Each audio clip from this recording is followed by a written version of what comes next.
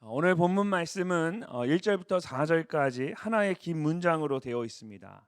그리고 4절 마지막에 나오는 나의 기쁨을 충만하게 하라는 말이 사실 이 긴 문장의 중심 동사입니다. 우리가 가진 한글 성경에는 이 말이 4절 마지막에 있지만 사실은 1절 마지막 그 부분에 있어야 합니다. 그러므로 그리스도 안에 무슨 권면이나 사랑의 무슨 위로나 성령의 무슨 교제나 긍휼이나 자비가 있거든 나의 기쁨을 충만하게 하라. 바울이 네 가지를 말하고 있죠. 먼저는 그리스도 안에 무슨 권면입니다. 권면은 헬라어로 옆에서 부르는 것을 의미합니다. 힘들어하는 사람에게 옆에서 어깨를 토닥토닥하면서 괜찮아, 힘내 이렇게 격려하는 것입니다. 그리고 사랑의 무슨 위로는 다정하게 이렇게 말을 걸어주는 것입니다. 또 성령의 무슨 교제는 성령 안에서 나누는 친밀한 교제를 말합니다. 마지막으로 긍휼과 자비는 다른 사람의 필요나 감정을 잘 헤아려 주는 것입니다. 그렇다면 그리스도 안에서 이런 권면이나 위로나 교제나 긍휼이나 자비가 있는 곳이 어디일까요? 이런 것들은 우리의 가정이나 삶의 자리에도 있어야 하지만 특별히 믿음의 공동체인 교회에 꼭 있어야 되는 것들입니다. 그래서 오늘 말씀에서도 바울은 누구보다도 이제 빌립보 교회 공동체를 향해 말씀하고 있는 것입니다. 그러면서 오늘 이 말씀은 우리의 가정이나 삶의 자리에 대한 말씀이기도 하지만 특별히 우리 공동체를 향한 하나님의 말씀이다라고 할 수 있습니다. 그런 마음으로 오늘 이 말씀을 우리가 함께 나누기를 원합니다. 1절 말씀을 다시 보시면 바울이 무슨 권면이나 사랑의 위로나 성령의 교제나 긍휼이나 자비가 있거든이라고 하면서 이 만약이라는 말을 네 번이나 반복해서 사용했습니다. 왜 그랬을까요? 헬라어에서 이렇게 만약이라는 말을 여러 번 반복해서 사용할 때는 어떤 것을 가정해서 말하는 것이 아닙니다. 오히려 당연하다라는 것을 강조하려고 할 때 이런 식으로 표현을 합니다. 결국 바울이 빌립보 교회 성도들에게 하는 말은 이것입니다. 여러분들에게 그리스도 안에서의 격려가 있고 사랑의 위로가 있고 성령의 교제가 있고 긍휼과 자비가 있습니다. 그렇다면 나의 기쁨을 충만하게 하십시오. 믿음의 공동체인 빌립보 교회 안에는 주님으로 인한 격려와 위로와 교제와 긍휼과 자비가 있었습니다. 이것은 믿음의 공동체 안에서만 경험할 수 있는 특별한 은혜입니다. 그리고 하나님께서 이런 은혜를 주신 이유는 그들 안에 기쁨을 충만하게 하기 위해서라는 것입니다. 그렇다면 그것은 어떤 기쁨일까요? 바울이 나의 기쁨이라고 말하고 있지만 여러분 바울에게 있어서 기쁨은 항상 주님의 기쁨입니다. 그렇기 때문에 나의 기쁨을 충만하게 하라는 말은 곧 주님의 기쁨을 충만하게 하라는 말과 같습니다. 그렇다면 우리 안에 주님의 기쁨을 충만하게 하기 위해서는 우리가 어떻게 해야 할까요? 가장 먼저 바울은 우리 모두가 한 마음이 되어야 한다라고 말합니다. 이것은 어제 함께 나눴던 1장 27절 말씀에서 이미 바울이 강조를 했던 것입니다. 근데 오늘 본문에서 바울이 다시 한번 강조를 하고 있습니다. 2절 말씀을 함께 읽어보겠습니다. 마음을 같이하여 같은 사랑을 가지고 뜻을 합하며 한 마음을 품어. 아멘. 마음을 같이 한다는 것과 한 마음을 품으라는 것은 서로 비슷한 말입니다. 강조하기 위해서 앞뒤로 반복을 했습니다. 그러면 바울이 왜 이렇게까지 마음을 같이하여 한 마음을 품으라고 말하는 것일까요? 빌립보 교회가 사랑이 넘치는 좋은 교회였지만 모든 성도들이 온전히 한 마음이 되지는 못했기 때문입니다. 빌립보는 유럽과 소아시아를 연결하는 이 항구가 있는 그런 국제 도시였습니다. 그래서 도시 안에 다양한 문화와 삶의 방식이 있었습니다. 당연히 교회 안에도 다양한 배경을 가진 사람들이 있었습니다. 아시아 출신의 이방인으로서 부유한 사업가였던 루디아도 있었고 감옥을 지키던 로마 시위대의 간수도 있었습니다. 또 그곳에 살고 있던 귀신 들렸던 여종도 있었습니다. 이렇게 빌립보 교회를 이루고 있는 구성원들이 다양했기 때문에 모두가 한 마음이 된다는 것이 쉬운 일이 아니었습니다. 실제로 뒤에 4장을 보면 바울이 빌립보 교회의 유집사와 순집사에게 서로 싸우지 말고 주님 안에서 한 마음을 가지라고 권면합니다. 내가 유오디아를 권하고 순두개를 권하노니 주 안에서 같은 마음을 품으라. 바울과 함께 그렇게 열심히 주님을 사랑하고 섬기던 빌립보 교회도 그 속에 갈등과 다툼이 있었던 것입니다. 이처럼 교회가 한 마음이 되지 못한다는 것은 정말 안타까운 일입니다. 평범한 사람들이 모인 세상의 모임이라면 모르겠지만 바울이 말한 것처럼 교회는 그리스도의 격려와 사랑의 위로와 성령의 교제가 있고 긍휼과 자비가 있는 곳입니다. 그렇다면 당연히 모두가 한 마음이 되어야 합니다. 흩어지고 갈라지는 것은 하나님께서 기뻐하시는 모습이 아닙니다. 하나님께서 처음부터 우리가 따로 지내는 것을 원치 않으셨습니다. 창세기 말씀을 보면 하나님께서 천지를 창조하시면서 항상 보시기에 좋았더라고 말씀하십니다. 그러다가 처음으로 좋지 않다라는 말씀을 하십니다. 여호와 하나님이 이르시되 사람이 혼자 사는 것이 좋지 아니하니. 하나님께서 보시기에 사람이 홀로 있는 것이 좋지 않았던 것입니다. 그래서 하와를 지으시고 두 사람이 하나가 되게 하셨습니다. 교회도 마찬가지입니다. 하나님께서 우리가 혼자 신앙생활하는 것을 좋아하지 않으셨습니다. 그래서 그리스도의 피값으로 믿음의 공동체인 교회를 세우셨습니다. 비록 교회 안에는 다양한 사람들이 있지만 모두가 한 마음으로 하나가 되어야 하는 것입니다. 그럴 때에 우리 안에 기쁨이 충만할 뿐만 아니라 하나님의 마음을 기쁨으로 충만하게 할 수가 있습니다. 그렇다면 여러분, 한 마음이 된다는 것은 구체적으로 어떤 것일까요? 2절 말씀을 다시 보시면 바울이 한 마음을 품어라고 말하면서 그 앞에 마음을 같이 하여라고 합니다. 마음을 같이 하는 것이 곧 한 마음이 되는 것과 같다라는 것입니다. 우리는 보통 한 마음이 되어야 한다라고 하면 모두가 똑같은 생각을 해야 한다라고 생각합니다.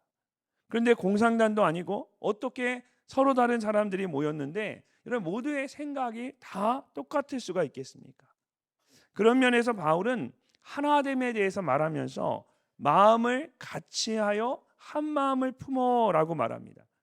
사람마다 의견이나 생각은 모두 다를 수 있습니다.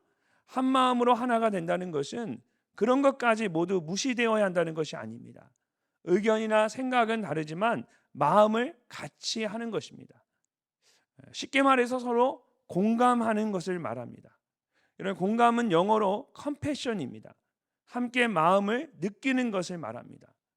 누가복음 7장을 보면 예수님께서 나인성을 지나가실 때에 죽은 자를 메고 나오는 장례 행렬을 만나게 됩니다.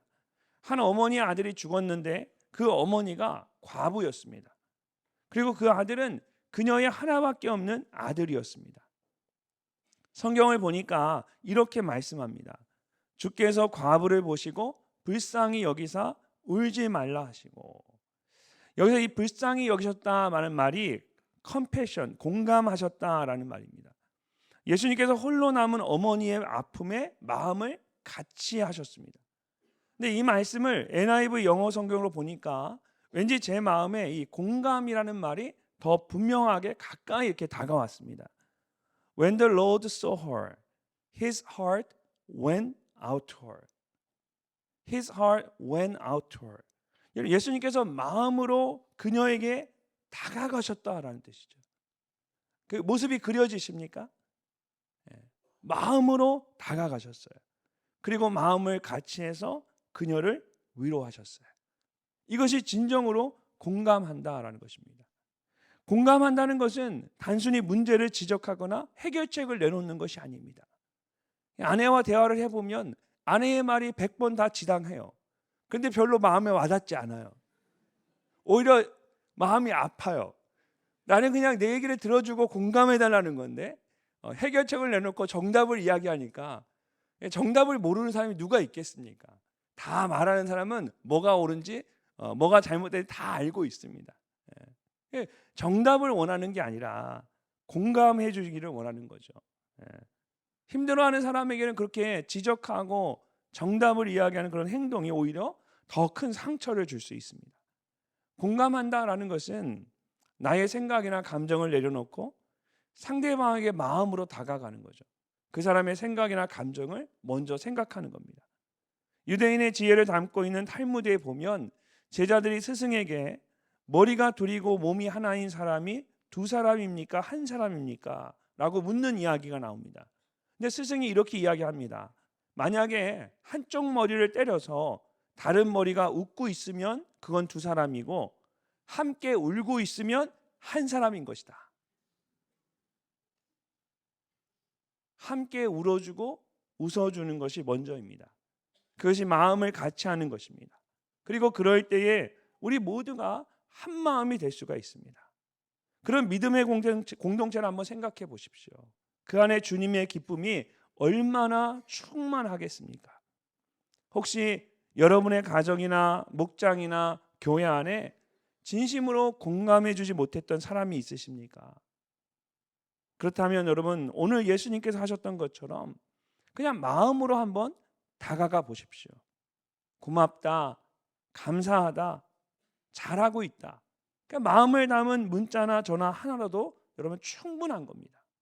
그러면 여러분의 기쁨이 충만할 뿐만 아니라 여러분 안에 계신 그 주님이 기뻐하시는 이 주의 기쁨이 충만하게 될 줄로 믿습니다. 이렇게 마음을 같이하여 한 마음을 품기 위해서 우리에게 꼭 필요한 것이 있습니다. 그것은 나를 낮추고 남을 낮게 여기는 겸손한 마음을 갖는 것입니다. 3절 말씀을 함께 읽어보도록 하겠습니다. 아무 일에든지 다툼이나 허영으로 하지 말고 오직 겸손한 마음으로 각각 자기보다 남을 낮게 여기고. 아멘. 어떤 일이든지 교회 안에 다툼이나 허영이 있으면 한 마음이 될 수 없습니다. 다툼이라고 했지만 영어 성경을 보면 self-ambition이라고 해서 이것은 이기적인 야망이나 또 자신을 드러내고자 하는 욕심을 말합니다. 그리고 허영은 허황된 생각이나 알맹이가 없는 헛된 영광을 말합니다. 이것은 사람으로 하여금 이유 없이 자만심에 빠지게 하고 망상에 사로잡히게 만드는 것들입니다. 어떤 일을 할 때에 이렇게 다툼이나 허영으로 하게 되면 결국 누군가를 무시하게 되고 그룹을 짓게 되고 분열하게 됩니다. 주님 안에서의 따뜻한 격려와 위로가 사라지고 성령 안에서의 교제나 긍휼과 자비를 잃어버리게 됩니다. 더 이상 한 마음으로 주의 일을 감당할 수가 없습니다. 그렇다면 우리가 모든 일에 있어서 다툼이나 허영으로 하지 않기 위해서 어떻게 해야 할까요? 바울은 오직 겸손한 마음으로 각각 자기보다 남을 낮게 여겨야 한다라고 말합니다. 우리가 한 마음이 되기 위해서는 나보다 남을 낮게 여겨야 하고 남을 낮게 여기기 위해서는 가장 먼저 겸손해야 한다라는 것입니다. 그렇다면 겸손하기 위해서는 어떻게 해야 할까요? 여러분, 겸손은 무조건 나를 낮추는 것이 아닙니다. 진정한 겸손은 하나님 앞에 설 때, 그리고 하나님 앞에서 자신이 누구인지를 정확히 아는 것으로부터 시작이 됩니다. 로마서 12장을 보면 바울이 한 몸을 이루는 지체들에 대해 말하면서 먼저 전제와 같이 말하는 것이 있습니다. 내게 주신 은혜로 말미암아 너희 각 사람에게 말하노니 마땅히 생각할 그 이상의 생각을 품지 말고 오직 하나님께서 각 사람에게 나누어 주신 믿음의 분량대로 지혜롭게 생각하라. 바울은 마땅히 생각할 것을 생각하지 말고 믿음의 분량대로 지혜롭게 생각하라고 말합니다. 우리는 다 양 같아서 그릇 행하여 각기 제 길로 갔습니다. 근데 하나님께서 예수 그리스도를 십자가에 내어주심으로 우리를 구원해 주셨습니다. 마땅히 생각할 것 이상을 생각하지 않고 믿음의 분량대로 지혜롭게 생각하는 것은 이처럼 내가 어떤 존재였는지를 기억하는 것입니다. 그리고 하나님께서 그런 나에게 어떤 일을 행하셨는지를 생각하는 것입니다. 우리는 모두 용서받을 수 없는 죄인이었습니다. 그런데 하나님의 은혜로 구원을 받은 것입니다. 우리가 그것을 정확하게 알면 당연히 서로를 존중할 수밖에 없습니다. 미국에서 굿윌과 같이 그 재활용품을 파는 중고 매장에 가면 물건마다 as it is라는 말이 이렇게 붙어 있습니다. as it is, 있는 그대로 판다라는 뜻입니다. 애들러서 좋게 표현한 것뿐이지 사실 이것은 하자가 있는 물건이라는 뜻입니다. 그렇죠? 하자 있는 물건입니다. 그렇기 때문에 새 것이라고 생각해서도 안 되고 나중에 물건에 문제가 있다고 해도 따질 수도 없다라는 것입니다. 근데 우리도 마찬가지입니다. As it is, 하나님께서 우리를 있는 모습 그대로 받아주셨습니다. 우리가 아무 문제가 없는 깨끗한 새 것이기 때문에가 아닙니다. 하자가 있음에도 불구하고 그냥 그대로 받아주신 것입니다. 하나님께서 그렇게 나를 있는 모습 그대로 받아주셨다는 것을 생각하면 나도 다른 사람을 있는 모습 그대로 받아주는 것이 당연한 일입니다. 베드로전서 5장 5절과 6절 말씀을 보면 베드로는 성도들에게 이렇게 권면합니다. 다 서로 겸손으로 허리를 동이라. 하나님은 교만한 자를 대적하시되 겸손한 자들에겐 은혜를 주시느니라. 그러므로 하나님의 능하신 손 아래에서 겸손하라. 때가 되면 너희를 높이시리라. 베드로는 예수님의 제자들 중에 가장 혈기왕성한 사람이었습니다. 누구보다 자신을 드러내기를 좋아했습니다. 예수님께서 모두가 자신을 버리고 떠날 것이라고 말씀하셨을 때에도 자신은 절대로 예수님을 떠나지 않을 것이라고 장담했던 사람입니다. 그런데 예수님께서 붙잡혀 가셨을 때에 어린 여자 하인의 말에 3번이나 예수님을 모른다고 부인했습니다. 그랬던 베드로가 다 서로 허리를 동이라고 말합니다. 하나님의 능하신 손 아래에서 겸손하라고 말합니다. 어떻게 이렇게 말할 수 있을까요? 그것은 자신이 얼마나 연약한 존재인지를 깊이 그가 경험했기 때문입니다. 바울도 마찬가지죠. 바울은 예수님을 만나기 전까지는 자신이 정말 최고라고 생각했습니다.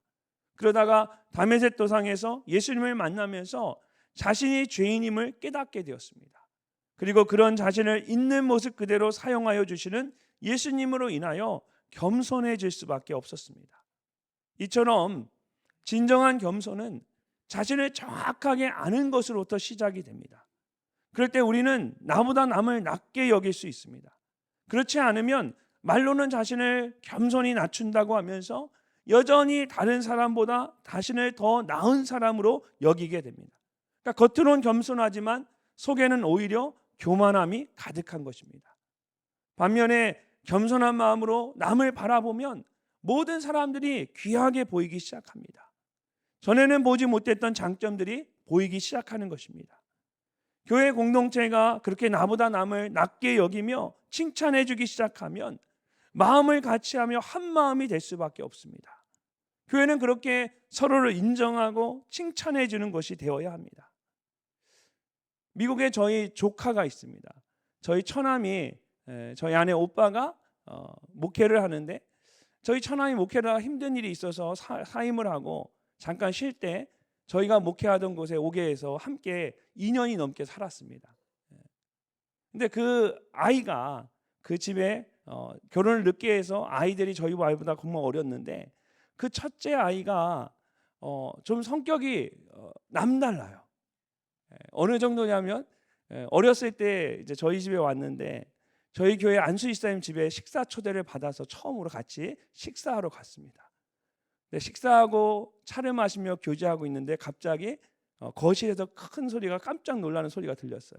가봤더니 이 아이가 그 꼬마 아이가 골프공으로 60인치 TV를 던져가지고 그 TV가 금이 가버렸습니다. 산지 한 달밖에 안 됐고 그 옆에 박스가 그대로 놓여져 있었어요. 제가 얼마나 당황스러웠는지.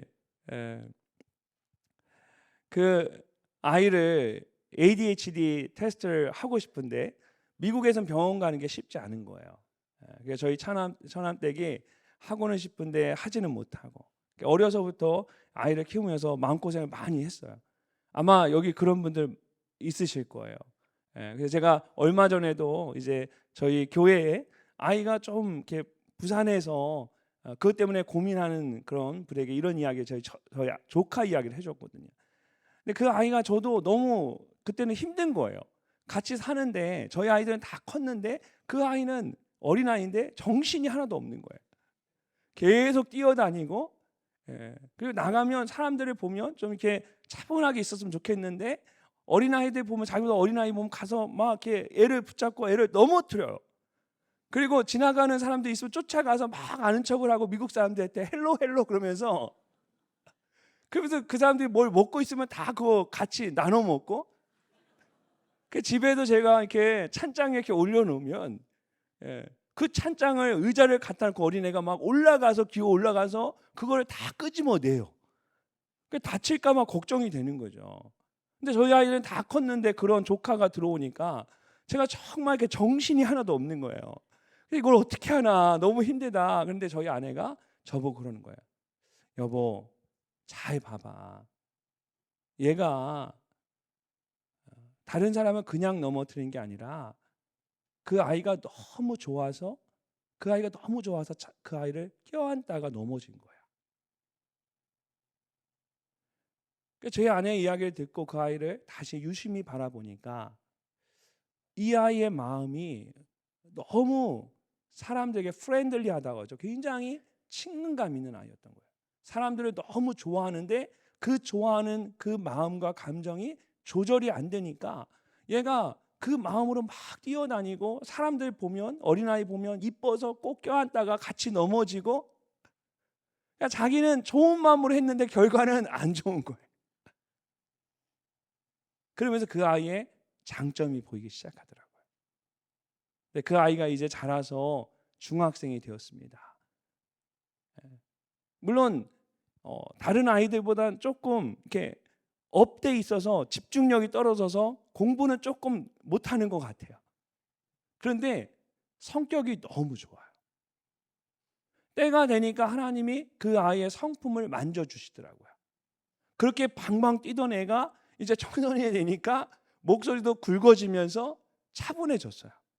그리고 그 아이의 그 장점, 다른 사람을 친절하게 대하고 다른 사람에게 가까이 나아가는 그 장점, 그 다정함이 돋보이기 시작하는 거예요.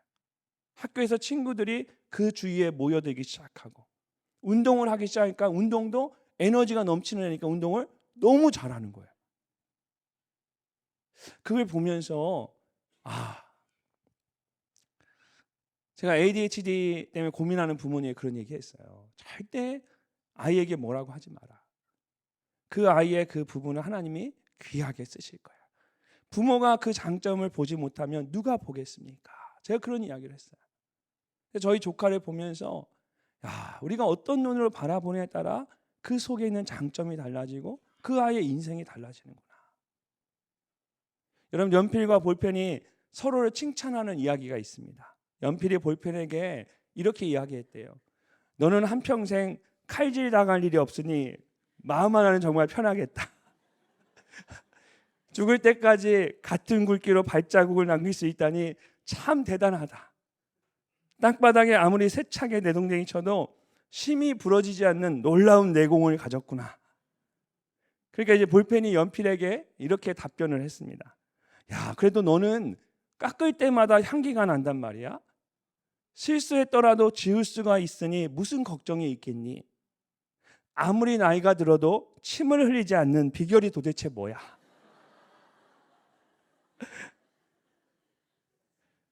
여러분, 누구나 좋은 마음을 가지고 주님의 마음을 가지고 바라보면 정말 존귀한 사람들입니다. 그 안에 귀한 것들이 있습니다. 만약에 하나님께서 우리의 부족한 부분만 보려고 하셨다면 우리 중에 하나님 앞에 제대로 서 있을 수 있는 사람은 아무도 없을 것입니다. 하나님께서 우리의 그 부족함을 감싸주시고 as it is, 그냥 있는 그대로 우리를 받아주시고 자녀 삼아주셨습니다. 여러분, 엄지손가락 한번 이렇게 쭉 내밀어 보세요. 엄지손가락. 그리고 옆에 있는 분들 이렇게 바라보시면서 엄지 딱 내밀면서 당신 정말 멋있습니다. 아름다우십니다. 예.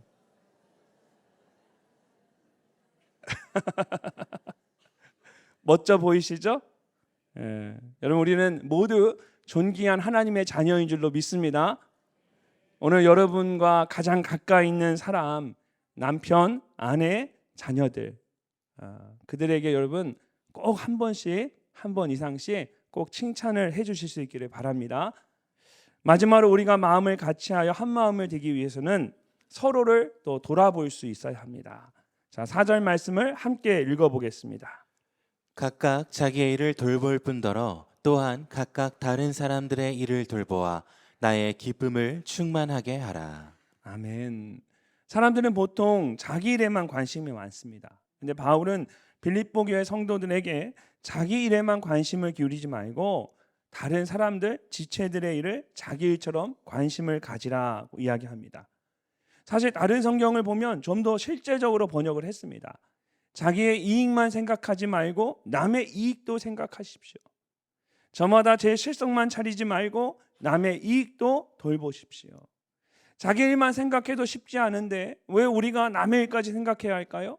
그래서 하나님께서 교회를 세우실 때에, 우리를 지으실 때에 우리 모두로 하여금 서로 한 몸을 이루게 하시고 함께 살아가도록 신앙생활하도록 만드셨기 때문입니다. 여러분, 신앙생활은 혼자 하는 것이 아니라 머리 대신 예수 그리스도를 모시고 함께 하는 것입니다. 그렇게 서로 돌아보며 함께하는 신앙생활은 마치 천국과 같습니다. 그러나 자기만 생각하는 신앙생활은 아무리 좋아 보여도 지옥과 같습니다. 어떤 사람이 꿈을 꾸면서 천국과 지옥에서 식사하는 풍경을 보게 되었습니다. 천국과 지옥은 서로 차려진 음식과 환경이 완전히 다를 것이다 라고 생각했는데 막상 꿈에서 보니까 이상하게도 천국과 지옥이 모두 다 똑같았습니다. 양쪽 모두 큰 테이블에 많은 음식들이 차려져 있었고 긴 젓가락들이 놓여져 있었습니다. 근데 밥 먹는 시간이 되자 드디어 천국과 지옥이 왜 다른지가 나타나기 시작했습니다. 지옥에서는 남들보다 조금이라도 더 먹기 위해서 난리가 났습니다. 근데 긴 젓가락 때문에 마음대로 먹을 수가 없는 거예요. 그래서 서로 화를 내면서 싸우느라고 아무도 먹지 못하고 음식이 다 뒤집어 엎어졌습니다. 근데 천국은 너무나 평화롭게 조용히 식사를 하는 거예요. 그 긴 젓가락으로 맞은편에 앉아 있는 사람들을 다정하게 먹여주면서 모두가 함께 기쁨으로 식사를 하고 있는 겁니다. 천국과 지옥은 우리가 죽은 다음에나 가는 곳입니다. 그러나 이 땅을 살아가면서 우리는 가정과 교회에서 수시로 천국과 지옥을 경험하게 됩니다. 서로 자기만을 생각하면 그 순간 그곳이 지옥과 같은 곳이 됩니다. 반면에 서로의 일을 나의 일처럼 여기며 돌아보면 그 순간 그곳이 천국과 같은 곳이 되는 것입니다. 미국에서 저희가 얘기했던 그 처남 가정이랑 함께 저희가 2년이 넘게 살 때 주변에 있는 사람들이 다 속으로 그런 생각을 했어요. 아, 목사님 가정에 큰일 났다. 저 가정이 이제 정말 전쟁이 나겠구나. 언젠가는 곧 두 가정이 서로 싸우겠구나. 큰 상처를 받겠구나. 근데 저희 두 가정이 한 집에서 같이 살면서 정말 너무 행복하고 기쁘게 살았어요. 근데 제가 생각해 보면 늘 제가 사람들에게 이야기합니다. 제가 훌륭해서가 아니라 저희 천안 목사님이 너무 훌륭해서 그렇습니다. 저희 천안 목사님이 제가 교회에 있을 때마다 계속 교회에 늘 있으니까 대신 저희 아이들과 저희 아내를 늘 도와줬어요. 얼마나 잘 섬기고 잘 이렇게 도와주는지 너무너무 감사하고, 그러니까 제가 가끔 그 조카 때문에 불편해서 막 뭐라고 하면 그 말을 상처로 안 받고 또 그걸 잘 소화해내는 거예요. 그래서 제가 이렇게 생각해 보면 제가 훌륭해서가 아니라 저희 천안 목사님이 참 훌륭했다, 그 생각을 참 많이 합니다. 근데 그때는 제가 그 가정을 섬긴다라고 생각했어요.